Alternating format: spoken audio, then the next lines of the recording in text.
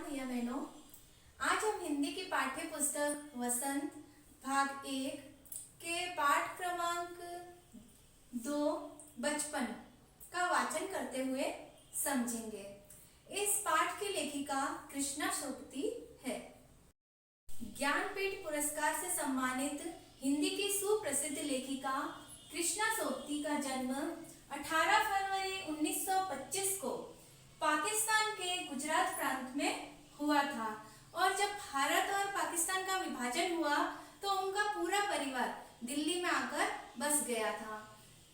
उन्होंने प्राथमिक शिक्षा गुजरात में, माध्यमिक और उच्च माध्यमिक शिक्षा लाहौर, शिमला और दिल्ली से प्राप्त की।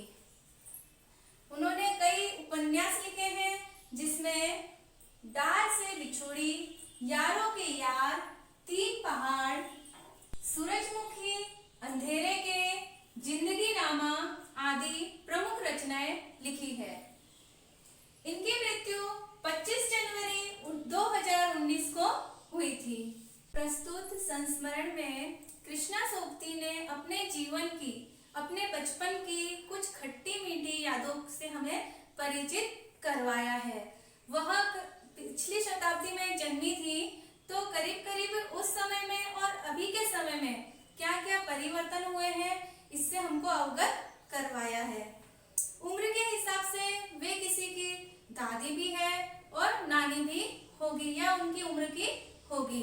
उनको अपने बचपन में क्या क्या पसंद था, किस प्रकार के वे कपड़े पहनती थी और अभी के समय में वे क्या कपड़े पहनना पसंद करती थी, यानी कि जब वो छोटी थी बचपन में वे रंग बिरंगे कपड़े पहनना पसंद करती थी और अभी के दिनों में वे अधिकतर सफेद कपड़ों में रहती थी। उन्होंने बचपन में बताया है कि जब वे छोटी थी तब उनको हर शनिवार को ऑलिव ऑयल और कैस्टर ऑयल भी पीना पड़ता था। हर रविवार को वे अपने जूतों में पॉलिश करती थी और अपने जूतों को चमकाती थी। इसके अलावा वे अपने सॉक्स, मोजे जो होते हैं वे भी स्वयं ही धोती थी। उस समय में न तो रेडियो होता था और न ही टेलीविजन, केवल कुछ घरों में ग्रामोफोन हुआ करते थे। तो पहले के समय में और अभी के समय में खाने पीने की वस्तुओं में भी काफी परिवर्तन आ चुके हैं। पहले के समय में यानी कि पिछली शताब्दी में और अभी के समय में क्या क्या परिवर्तन हो चुके हैं वह हम अभी पाठ के माध्यम से देखते हैं। पाठ 2 बचपन। मैं तुम्हें अपने बचपन की ओर ले जाऊंगी। प्रस्तुत संस्मरण में लेखिका हमें अपने बचपन की ओर ले जाना चाहती है और अपनी प्यारी प्यारी मीठी मीठी यादों को हमारे साथ बांटना चाहती है। मैं तुमसे कुछ इतनी बड़ी हूँ कि तुम्हारी दादी भी हो सकती हूँ, तुम्हारी नानी भी, बड़ी बुआ भी, बड़ी मौसी भी। परिवार में मुझे सभी लोग जीजी कहकर पुकारते हैं। तो लेखिका कृष्णा सोबती जी कहती है कि मैं तुमसे उम्र में इतनी बड़ी हूँ कि तुम्हारी दादी की उम्र की भी हो सकती हूँ और नानी की उम्र की भी हो सकती हूँ और बड़ी बुआ या बड़ी मौसी की उम्र की भी हो सकती हूँ। यानी कि मैं इतनी बड़ी हूँ कि मेरे परिवार के सभी लोग मुझे जीजी कहकर पुकारते हैं। हाँ, मैं इन दिनों कुछ बड़ा यानी कि उम्र में सयाना महसूस करने लगी हूँ। शायद इसलिए कि पिछली शताब्दी में पैदा हुई थी। तो यहाँ पर लेखिका को लगता है कि वह सभी से बड़ी है, समझदार है या अपने आप को होशियार महसूस करने लगी है। क्यों? क्योंकि वह पिछली शताब्दी में पैदा हुई थी। शताब्दी यानी कि 100 साल का समय। तो इसीलिए लेखिका अपने आप को बड़ा सा समझदार सा महसूस करती है। मेरे पहनने ओढ़ने में भी काफ़ी बदलाव आए हैं।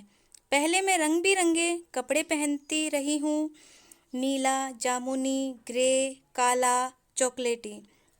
तो यहाँ लेखिका कह रही है कि जब पहनने और ओढ़ने में भी अब उनके काफ़ी परिवर्तन हो गए हैं। पहले वे रंग बिरंगे कपड़े पहना करती थी जिसमें नीला, जामुनी, ग्रे, काला, चॉकलेटी और भी कई रंगों के वस्त्र पहनती थी। अब मन कुछ ऐसा करता है कि सफ़ेद पहनो गहरे नहीं, हल्के रंग। तो अब उनका मन ऐसा कहता है कि सफ़ेद रंग के वस्त्र पहनो, गहरे रंग नहीं, हल्के रंग के वस्त्र पहनो। मैंने पिछले दशकों में कई तरह की पोशाकें पहनी हैं। पहले फ्रॉक, फिर निकर वॉकर, स्कर्ट, लहंगे, गरारे और अब चूड़ीदार और घेरदार कुर्ते। तो यहाँ लेखिका कह रही है कि उन्होंने पिछले कई सालों से कई तरह तरह की पोशाकें भी पहनी हैं। पहले फ्रॉक, फिर निकर वॉकर।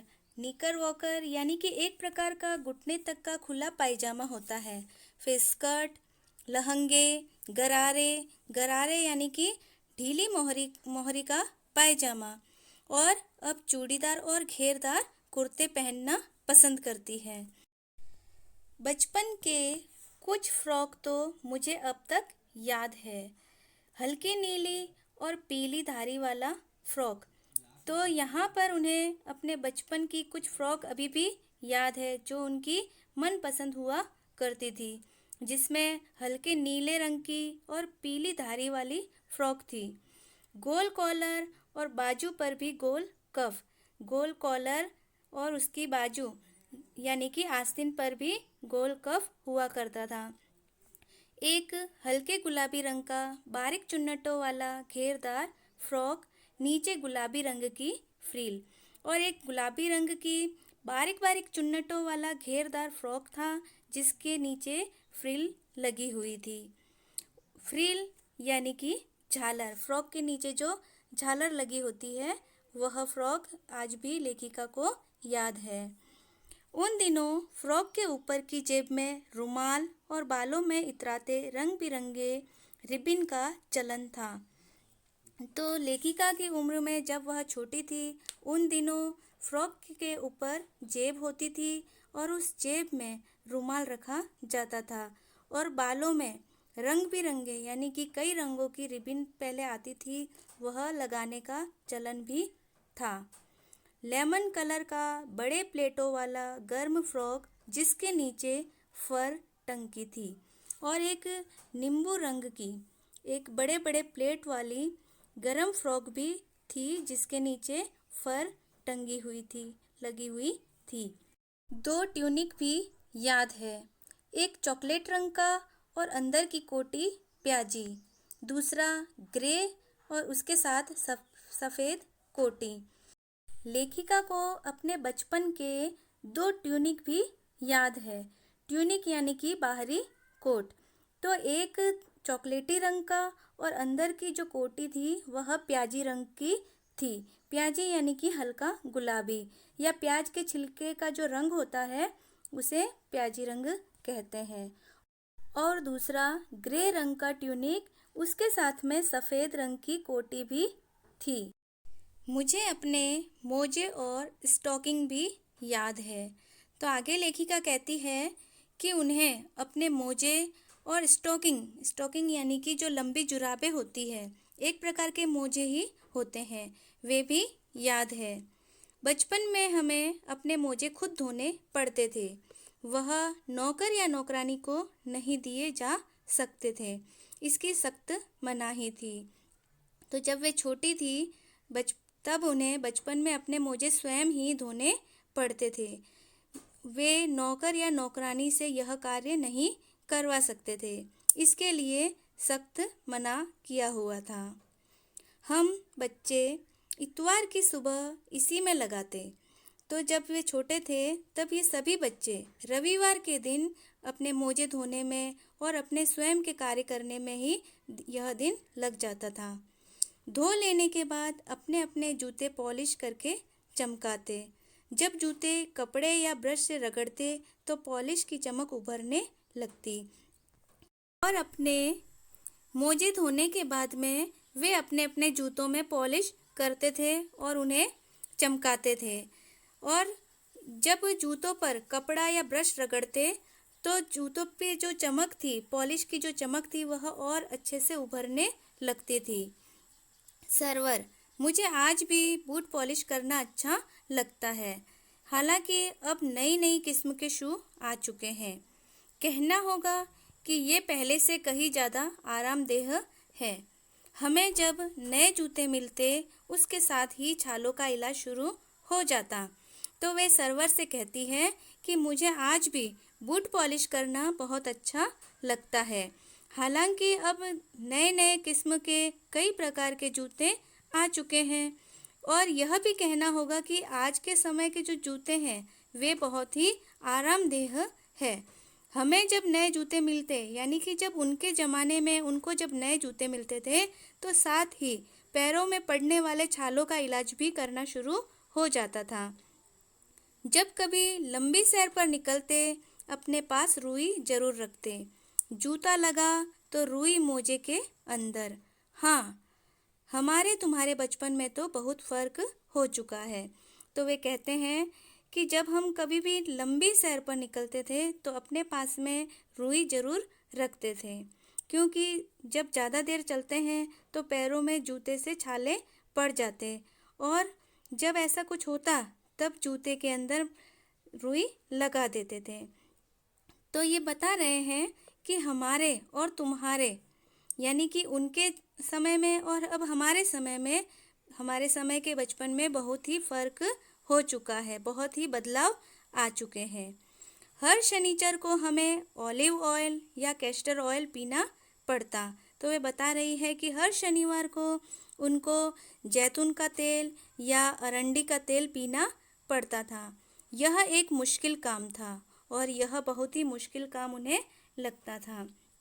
शनिचर को सुबह से ही नाक में इसकी गंध आने लगती।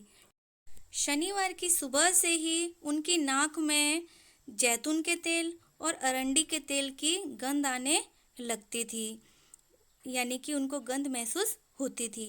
छोटे शीशे के गिलास जिन पर ठीक खुराक के लिए निशान पड़े रहते, उन्हें देखते ही मितली होने लगती।